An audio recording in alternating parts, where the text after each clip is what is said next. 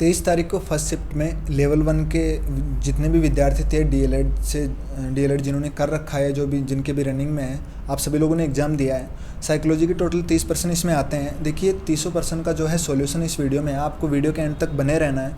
और बाकी भी जो आपके सब्जेक्ट्स रह गई है, गणित रह गई है और ईवीएस रह गई है, उसका भी जो सॉल्यूशन है पूरा वो हम लोग आगे प्रोवाइड करवा देंगे। फिलहाल इस वीडियो में हम लोग बात कर लेते हैं आपकी जो साइकोलॉजी आई थी उसके बारे में। देखिए पहले प्रश्न से हम लोग शुरुआत करते हैं। पहला प्रश्न है कि शिक्षार्थी केंद्रित पाठ्यक्रम में निम्न में से कौन सबसे महत्वपूर्ण है। इसका करेक्ट आंसर होगा ऑप्शन नंबर बी, बच्चा। ये तो बिल्कुल नॉर्मल प्रश्न था, हर किसी ने ये जो है प्रश्न कर दिया होगा। दूसरे प्रश्न को आप लोग जो है एक बार छोड़ दीजिए, आगे इसके बारे में मैं बात करने वाला हूँ, क्योंकि मैंने अलग अलग यूट्यूबर्स की देखी है इस पे। बहुत सारे बड़े बड़े जो कोचिंग संस्थान हैं उनका अलग अलग राय है इनको लेकर के, किसने क्या एक्सप्लेनेशन दिया है उसके बारे में बात करेंगे। तो इसको हम लोग लास्ट में करने वाले हैं। देखिए 2-3 प्रश्न हैं जो कि थोड़े से कंफ्यूजिंग है, वो तो ऑफिशियल आंसर के आने के बाद में ही पता चलेगा, लेकिन ज़्यादातर प्रश्नों का जो सोल्यूशन आपको इसमें मिल जाएगा। अगले प्रश्न की बात करते हैं, जो कि आरटी अधिनियम 2009 के अनुसार शिक्षकों के लिए प्रति सप्ताह काम के निर्धारित घंटे। इसका करेक्ट आंसर होगा ऑप्शन नंबर सी, सबको पता है 45 घंटे काम करना होता है आपको एक सप्ताह में।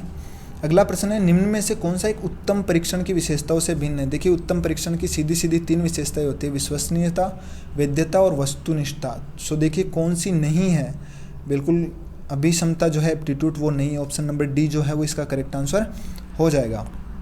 अगले प्रश्न की बात करते हैं, मूल्यांकन का उद्देश्य क्या होता है। देखिए मूल्यांकन से डेफिनेटली प्रश्न आता है। पहले भी हम लोगों ने जब वीडियो बनाए थे रीट होने से पहले, उसमें भी आप लोगों को बताया था कि मूल्यांकन को आपको जो है अच्छे से पढ़ के जाना है, कन्फर्म रूप से प्रश्न आने वाला है। ऑप्शन नंबर ए की बात करते हैं, बच्चों को मंद शिक्षार्थी और प्रतिभाशाली बच्चों के रूप में अंकित करने के लिए नहीं, उन बच्चों की पहचान करने के लिए जिन्हें उपचारिक उपाय की आवश्यकता है, सीखने की कठिनाइयों और समस्या क्षेत्रों का निदान करने के लिए, और उस सीमा तक प्रतिपुष्टि प्रदान करना जहां तक हम उत्पादनशील जीवन के लिए शिक्षा प्रदान करने में सफल रहे हैं। सो इसका जो करेक्ट आंसर होगा वो होगा ऑप्शन नंबर डी। मतलब टोटली आपको जो है फीडबैक देना होता है मूल्यांकन के माध्यम से कि आपको जो है किस सीमा तक अधिगम हो गया। तो ऑप्शन नंबर डी है, इसमें भी किसी को कन्फ्यूजन नहीं होगा। अगले प्रश्न की बात करते हैं, चिंतनशील शिक्षक कक्षा कक्ष में ऐसी परिस्थिति उत्पन्न करता है कि छात्र व्याख्यान सुन सके। नहीं, बिल्कुल ये तो गलत है पहला ऑप्शन। तो कक्षा कक्ष में शिक्षक के व्याख्यान के नोट्स लिख सके, जी नहीं। कक्षा कक्ष में अनुशासन बनाए रखे, देखिए सिर्फ अनुशासन बनाने से कुछ नहीं होगा, बच्चे को अधिगम होना भी जरूरी है, तो ये भी गलत है। ऑप्शन नंबर डी जो है कि छात्रों और शिक्षक में पारस्परिक अंतःक्रिया को प्रोत्साहन मिले जिससे कि अधिगम की मात्रा जो है ज़्यादा हो सके। सो ऑप्शन नंबर डी जो है वो इसका करेक्ट आंसर हो जाएगा। अगले प्रश्न की बात करते हैं, क्रियात्मक अनुसंधान का अर्थ है। ये तो देखिए क्रियात्मक अनुसंधान, इसका करेक्ट आंसर हो जाएगा एक शोध जिससे तत्काल समस्या को हल किया जा सके। आपको पता होगा मौलिक का ये कथन भी है क्रियात्मक अनुसंधान को लेकर के, जो पढ़कर गए क्रियात्मक अनुसंधान डेफिनेट रूप से इसको सही करके आए होंगे। अगले प्रश्न की बात करते हैं, एनसीएफ 2005 के अनुसार एक शिक्षक की भूमिका होनी चाहिए। देखिए एक शिक्षक जो है उसको सुविधादाता होना चाहिए, फैसिलिटेटर। देखिए कई बार ऐसा होता है ना कि इंग्लिश जो लिखी होती है ना वो आपकी हेल्प कर देती है आपके आंसर को फाइंड करने में। सो देखिए जिन लोगों के पास में इंग्लिश होगी फर्स्ट या सेकंड लैंग्वेज, उन लोगों ने इंग्लिश के टीचिंग मेथड पढ़े होंगे, उसमें साफ साफ लिखा हुआ है कि जो मॉडर्न जो टेक्निक है उसमें जो टीचर होता है वो एक फैसिलिटेटर होता है। तो सुविधादाता जो है उसका एक करेक्ट आंसर हो जाएगा। अगले प्रश्न की बात करते हैं, जो कि है कि विकास डैश से डैश की ओर होता है। सो देखिए विकास जो है आपका वो सामान्य से विशिष्ट की ओर होता है। ऑप्शन नंबर ए, ये भी आप लोगों ने सही किया होगा। अगले प्रश्न की बात करते हैं, जो कि है एक मिलान वाला। देखिए समीप दूराभिमुख दिशा, मतलब कि पहले केंद्र की ओर विकास होगा, उसके बाद में बाहरी अंगों का विकास होगा। तो पहले का जो मिलान होगा वो होगा ए का होगा डी।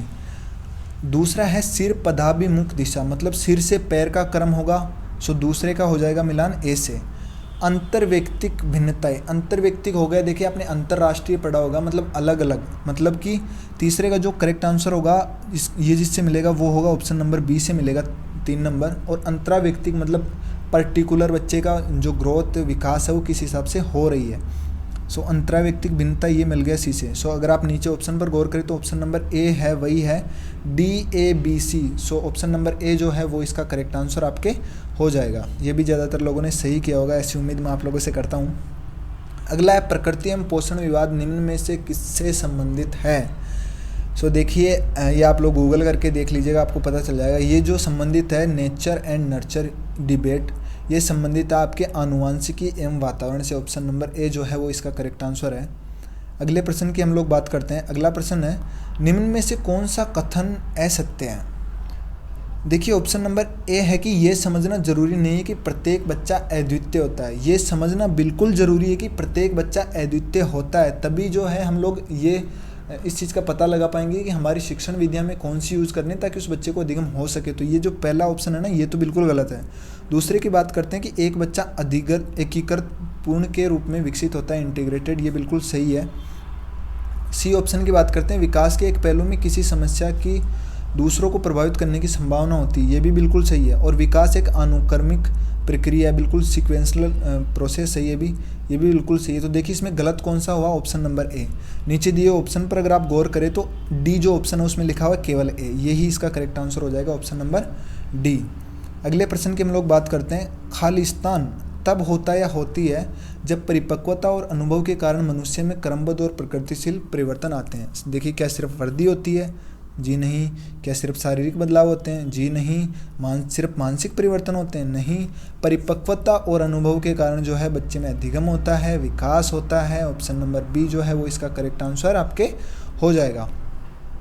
अगला प्रश्न भी एक बार आप लोग छोड़ दीजिए, ये भी थोड़ा सा कंफ्यूजिंग क्वेश्चन है। अलग अलग लोगों ने अलग अलग इसके आंसर बताएं। सबकी जो है एक्सप्लेनेशन मैं आपको दूंगा वीडियो के लास्ट में, आप बने रहिए बिल्कुल लास्ट तक। देखिए 15वें प्रश्न की बात करते हैं। प्रत्येक व्यक्ति का कार्य निश्चित योग्यताओं का प्रतिबिंब होता है। किसी विशेष कार्य को करने में व्यक्ति अपनी समस्त मानसिक योग्यताओं में से कुछ को प्रतिदर्श के रूप में चुनाव कर लेता है। ये सिद्धांत किसने दिया था? देखिए ये लिखा हुआ यहाँ पर मॉडलिंग थ्योरी, प्रतिदर्श या न्यादर्श नमूना, ये बात किसने कही थी? ऑप्शन नंबर डी थॉमसन इसका जो है करेक्ट आंसर आपके हो जाएगा। अगले प्रश्न की बात करते हैं। निम्न में से कौन से व्यक्तित्व मापन की प्रक्षेपी विधि है? इस प्रश्न को भी आप एक बार के लिए छोड़ दीजिए, लास्ट में हम लोग डिस्कस करने वाले हैं। और अगला प्रश्न देखिए, प्रतिभाशाली बालक की बुद्धि लब्धि क्या होती है? ये तो सबका रटा हुआ होगा, मुझे पता है अच्छे से। 140 या उससे अधिक होती है। ऑप्शन नंबर बी जो है वो इसका करेक्ट आंसर आपके हो जाएगा। अगले प्रश्न की बात करते हैं। स्कूलों को व्यक्तिगत भिन्नताओं का ध्यान रखना चाहिए, क्योंकि ऑप्शन नंबर ए प्रत्येक छात्र को विशिष्ट महसूस करवाने हेतु? नहीं, प्रत्येक छात्र को विशिष्ट थोड़े ना महसूस करवाएंगे, क्योंकि उनके लिए तो सभी जो बच्चे होते हैं बिल्कुल सेम होते हैं। अगला है छात्रों के बीच के अंतर को कम करने हेतु, एक बार रुकिए इसके लिए। छात्रों एवं छात्राओं की क्षमता और प्रदर्शन को नहीं जानने के लिए, ये भी गलत। ऑप्शन नंबर डी पढ़िए, समझने के लिए कि छात्र सीखने में समर्थ या असमर्थ क्यों हो रहे हैं। सो इसका जो सबसे सटीक आंसर होगा वो होगा option number D. Option number D जो है वही इसका करेक्ट आंसर होगा। अगले प्रश्न की बात करते हैं। 16 वर्ष आयु का बच्चा बुद्धि लब्धि परीक्षण में 75 अंक प्राप्त करता है, उसकी मानसिक आयु खालिस्तान वर्ष होगी। देखिए आपको पता होगा बुद्धि लब्धि मतलब IQ ज्ञात करने का जो फॉर्मूला है वो क्या होगा? MA मतलब बच्चे की मेंटल एज अपॉन CA मतलब बच्चे की क्रोनोलॉजिकल एज, मतलब मानसिक आयु बटा वास्तविक आयु गुणा 100, जो कि टर्मन ने ये फॉर्मूला दिया था। इसका भी देखिए प्रश्न पूछा है आपसे, आगे आएगा अभी। अगर मैं इस सूत्र में सबका मान रखता हूँ, देखिए आपकी आयु कितनी दे रखी है? 75 बराबर मेंटल एज जो है आपसे पूछी है, और क्रोनोलॉजिकल एज आपको दे रखी है, कितनी दे रखी है भाई? 16। इसको गुणा करना है किससे? 100 से। देखिए 100 और 75 को मैं काट लेता हूँ 25 से। 75 में 25 का भाग गया कितनी बार? 3 बार। 100 में गया कितनी बार? 4 बार। 16 को काट लेते हैं 4 से, कितनी बार ये कटा? आपके सामने ये कटता है एक बार, ये कटता है आपके 4 बार। 3 जो है 4 से सीधा गुणा होगा, और मेंटल एज कितनी आएगी आपकी? 3 गुणा 4 मतलब कि 12 वर्ष। देखिए इसका जो करेक्ट आंसर होगा वो होगा ऑप्शन नंबर डी, 12 वर्ष जो है उस बच्चे की मानसिक आयु होने वाली है, तभी जो है उसकी IQ जो है वो 75 आएगी। अगले प्रश्न की बात करते हैं, जो कि है देखिए आगे ना प्रश्न, बुद्धि लब्धि के लिए निम्नलिखित फॉर्मूला किसने दिया था? ये दिया था आपको अच्छे से पता होगा, टर्मन ने। देखिए विलियम स्टर्न ने सिर्फ इतना दिया था, मानसिक आयु बटा कालानुक्रमिक आयु, ये विलियम स्टर्न ने दिया था, लेकिन गुणा 100 जो है ये टोटल दिया था आपके टर्मन ने, ये आपको अच्छे से पता होगा। ऑप्शन नंबर बी जो है वही इसका करेक्ट आंसर हो जाएगा आपके। अगले प्रश्न की बात करते हैं। सृजनात्मकता मुख्यतः किससे संबंधित होती है? अति सक्रियता, हाइपर एक्टिविटी, कम बोधगम्यता, अभिसारी चिंतन और अपसारी चिंतन। देखिए इसका जो करेक्ट आंसर होगा वो होगा अपसारी चिंतन, क्योंकि अपसारी चिंतन से ही बालक जो है सृजनशील बनता, नवीन विचारधारा का विकास कर पाता, नई चीज़ों को खोज पाता अपसारी चिंतन से। अभिसारी चिंतन जो है वो प्रतिभाशाली बालकों में ज़्यादा पाया जाता है, लेकिन अपसारी चिंतन जो है वो सृजनशील बालकों का चिंतन होता है। तो ऑप्शन नंबर डी जो है वही इसका करेक्ट आंसर होगा। अगले प्रश्न की बात करते हैं, निम्न में से कौन सी स्थिति समायोजन को बढ़ावा देती है? तीव्र चिंता, ऑप्शन नंबर बी है अपराध बोध के बारे में जुनूनी सोच, ऑप्शन नंबर सी है बीमारी का डर, ऑप्शन नंबर डी है विक्षिप्त भय और चिंता से मुक्ति। सो देखिए इसका जो करेक्ट आंसर होगा वो होगा fear from neurotic fears and anxiety, option number D.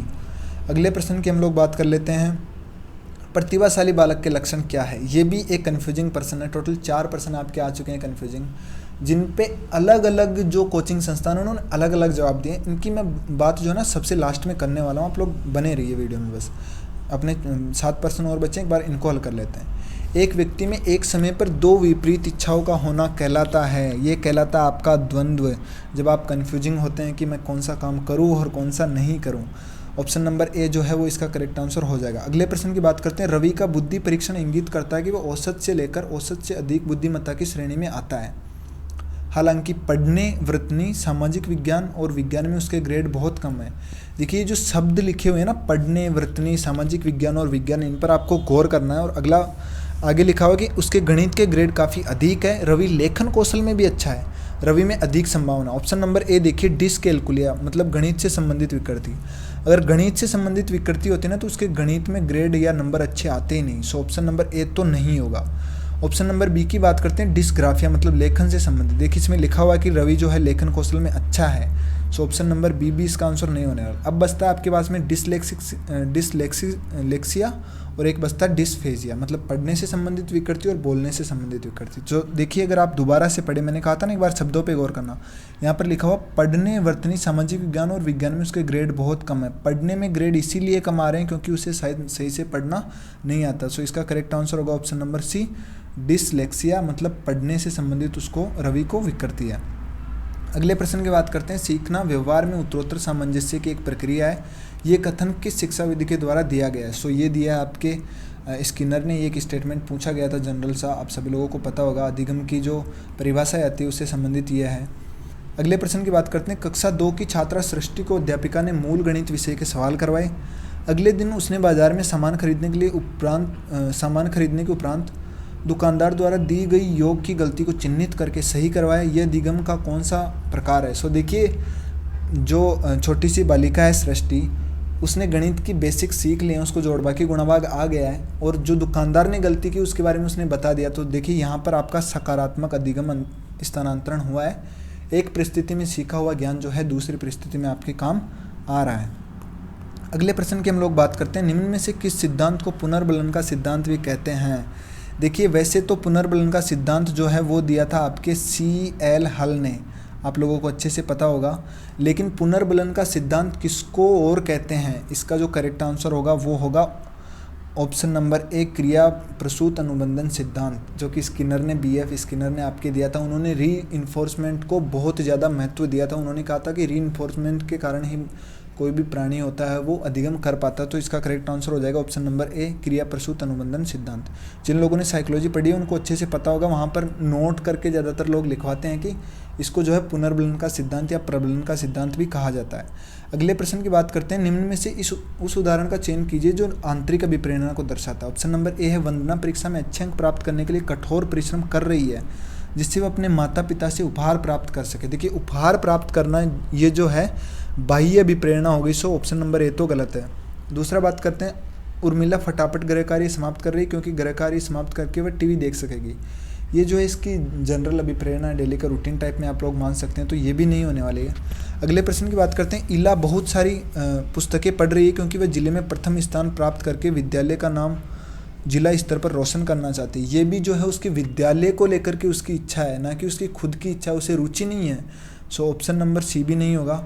अब इसका जो बचा है वो है ऑप्शन नंबर डी, इसका करेक्ट आंसर होगा कि मेगा अपने परियोजना कार्य के लिए विभिन्न स्रोत तलाश कर रही है क्योंकि वह नई जानकारी प्राप्त करने में रुचि रखती है, उसका इंटरेस्ट है। देखिए इंटरेस्ट सबसे महत्वपूर्ण हो गया, इंटरेस्ट होते ही आंतरिक अभिप्रेरणा आ जाती है। तो ऑप्शन नंबर डी इसका ऑटोमेटिकली आपके करेक्ट आंसर हो गया। अगले प्रश्न की बात करते हैं, निम्न में से किसने अधिगम सिद्धांत का प्रतिपादन नहीं किया। देखिए थॉर्नडाइक ने आपके अधिगम सिद्धांत दिया है, प्रयास एवं त्रुटि का सिद्धांत, जिसको अपन लोग उद्दीपन अनुक्रिया का सिद्धांत भी कहते हैं। स्किनर ने भी दिया है और कोहलर ने भी दिया। B.S. ब्लूम ने यहाँ पर नहीं दिया, सो इसका जो करेक्ट आंसर होगा वो होगा B.S. ब्लूम। ये तो वो प्रश्न थे जो कि लगभग आपने कंफर्म कर लिए होंगे पहले से अपने नोट्स वगैरह में देख के। अब बात करते हैं उन प्रश्नों की जो कि कन्फ्यूजिंग है आप लोगों के। देखिए मेरा ये मानना है कि ये जो 4 प्रश्न आपके बच गए हैं ना, देखिए एक तो आपके 23वां प्रश्न बचा। देखिए मैं जो सीरीज़ है ना, इस वीडियो में जो सीरीज़ मैं लेकर के आया हूँ इस पेपर की, वो है D सीरीज़। आपके ABCD 4 सीरीज़ थी टोटल। सो आप लोग अपने हिसाब से मिलान कर लीजिएगा। ऐसा नहीं है कि आपके जो प्रश्नों की जो सीक्वेंस है वो यही हो, प्रश्नों को आप लोग मैच जरूर से कर लीजिएगा। देखिए 23वें प्रश्न की बात करते हैं कि प्रतिभाशाली बालक के लक्षण क्या है। इसका था अभिव्यक्ति में नव्यता, जिज्ञासा। देखिए जिज्ञासा जो था ना, ये तो एकदम करेक्ट था, ये सबको पता था। वार्तालाप प्रियता हो, ये गलत था। कोई ज़रूरी थोड़ी है कि जो प्रतिभाशाली बालक होगा वो टॉकेटिवनेस भी होगा, ये ज़रूरी नहीं था। अब देखिए यहाँ पर बच गया था अति सक्रियता और नव्यता। अब आप नीचे ऑप्शन पर गौर करेंगे ना, तो ऑप्शन नंबर B और C दोनों में आपको 2 नंबर तो देखने को मिलेगा, जिज्ञासा वाला तो आपको देखने को मिलेगा। अब बहुत सारे लोगों ने जो है इसका आंसर बताया है B और बहुतों ने बताया है C। मैं जितने लगभग वीडियोस देखा कोचिंग संस्थानों के, उनमें ज़्यादातर लोगों ने इसका करेक्ट आंसर माना है B को, मतलब अभिव्यक्ति में नव्यता और जिज्ञासा। अति सक्रियता को उन्होंने नहीं माना है। सो आप लोग अभी के लिए ऑप्शन नंबर B को मान लीजिए, इसमें इसको आप काउंट ना करें तो बेहतर होगा। ये जो है आप एक बार ऑफिशियल आंसर के आने पर ही पता इसका आपको चल पाएगा, थोड़े दिनों में आ जाएगी, हम आपको बता देंगे। आप लोग चैनल को सब्सक्राइब करके ज़रूर से रख लेना। एक बच गया अपना 16वां प्रश्न। 16वां था कि व्यक्तित्व मापन की प्रक्षेपी विधि है। देखिए अवलोकन, साक्षात्कार, निर्धारण मापनी और कथानक संप्रत्य परीक्षण, मतलब थीमेटिक एप्रिसिएशन टेस्ट, मतलब TAT। So option number D जो है वो इसका करेक्ट आंसर हो जाएगा। TAT जो है व्यक्तित्व मापन की प्रक्षेपी विधियों में आती है, ये आराम से आप लोगों को अच्छे से पता है। सो ऑप्शन नंबर D इसका तो करेक्ट आंसर हो जाएगा। एक बचा अपना 14वां प्रश्न। 14वां प्रश्न था कि निम्न में से कौन सी बचपन की विशेषता नहीं है। देखिए ये प्रश्न अधिकतर लोगों ने गलत किया है।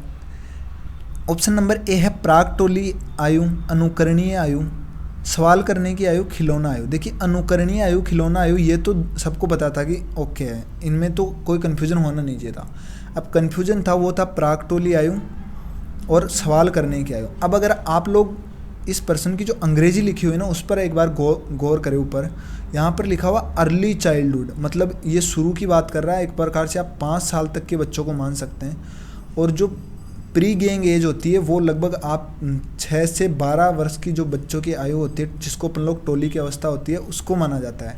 सो सवाल करने की आयु भी ये होती है, तो टोली की प्री गेइंग एज इसको नहीं माना जाएगा। ऑप्शन नंबर A जो है वो इसका करेक्ट आंसर हो जाएगा आपके यहाँ पर। मैंने कहा था ना, ये कुछ पर्सन हैं जिनको एक्सप्लेनेशन की ज़रूरत है, इसीलिए इनको मैं जो है लास्ट में करवा रहा हूँ। अब जो है आपके एक प्रश्न और बच जाता है, वो है आपका प्रश्न संख्या 2। देखिए 1 मिनट में स्क्रॉल करता हूँ, ये रहा। ये बहुत कन्फ्यूजिंग प्रश्न है। मुख्य रूप से 2 ही प्रश्न बचे थे जो कि सबसे ज़्यादा कन्फ्यूजिंग थे, एक तो ये और एक वो 23वां प्रश्न जो हम लोगों ने देखा पीछे। देखिए ये प्रश्न है कि बार बार बच्चों को सज़ा से बचने या इनाम पाने के लिए सीखने की गतिविधियों में संलग्न होने के लिए क्या दर्शाता है, कहना क्या दर्शाता है। उनकी बाहरी प्रेरणा को कम करता है। देखिए इनाम देना बाहरी प्रेरणा है, तो बाहरी प्रेरणा को कम तो नहीं करेगा, बढ़ावा देगा, ये तो गलत हो जाएगा। एक बार देखिए ऑप्शन नंबर C, बच्चों को लक्ष्य प्रदर्शन की बजाय महारत हासिल करने के प्रति ध्यान केंद्रित करने के लिए प्रोत्साहित करता है, ये भी नहीं होगा। अब बचा आपके पास में ऑप्शन नंबर B, उनकी आंतरिक प्रेरणा को बढ़ाता है। सो देखिए अगर इनाम दे रहे हैं तो इनाम खुद अपने आप में एक बाहरी प्रेरणा है, तो आंतरिक प्रेरणा तो कैसे बढ़ाएगा। लेकिन बहुत सारे लोगों ने इसके ऊपर आपत्ति जताई है, वो तो ऑफिशियल आंसर के आने के बाद में ही पता चलेगा। सो ये नहीं मान करके अभी के लिए हम लोग जो है इसका करेक्ट आंसर मानेंगे। बच्चों की प्राकृतिक रुचि और सीखने में शामिल होने की जिज्ञासा को कम करती है किसी को इनाम देना। मतलब देखिए बच्चा जो है नेचुरल इंटरेस्ट अगर नहीं रखेगा तब तक उसके अंतर्गत आंतरिक अभिप्रेरणा नहीं आएगी। सो अभी के लिए हम लोग जो है इसका correct answer option number D को मानेंगे, और लगभग यही होने वाला है, क्योंकि आपको भी पता है कि आंतरिक अभिप्रेरणा ऐसे ही थोड़े ना बढ़ेगी इनाम देने से। आंतरिक अभिप्रेरणा बच्चे की खुद के नेचुरल इंटरेस्ट, रुचि के द्वारा बढ़ेगी। सो ऑप्शन नंबर D इसका अभी के लिए हम लोग करेक्ट आंसर मान लेते हैं। अब बात कर लेते हैं आपके जो हिंदी बच गई, इंग्लिश बच गई, संस्कृत है, मैथ है और ईवीएस है, उनके भी वीडियोस हम लोग जल्दी से जल्दी डालने वाले हैं। आप लोग चैनल को सब्सक्राइब करके रख लीजिएगा। Thank you so much. Video को ज़्यादा से ज़्यादा शेयर कीजिएगा। लगभग सभी प्रश्नों के एक्सप्लेनेशन के साथ में आपको उत्तर दिए हैं। जिन भी साथी बंधुओं ने एग्ज़ाम दिया उनके साथ में शेयर जरूर से कीजिएगा। Thank you so much.